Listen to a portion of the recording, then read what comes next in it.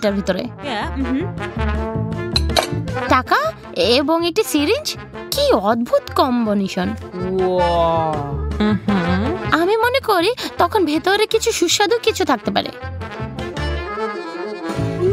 টাকার লোকটা আমাকে কারো কিছু মনে করিয়ে দেয়, কিন্তু তাতে কিছু আসা যায় না। আমি বরং ক্যান্ডি সিরাপ চেষ্টা করব।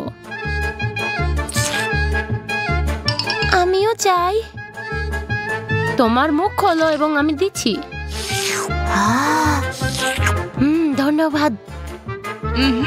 ও, আমার প্রায় টাকার কথা ভুলে গেছি। আমি এতে আরো কিছু সিরাপ যোগ করব।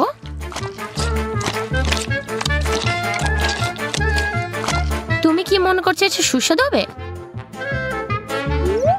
আমি নিশ্চিত না এটা।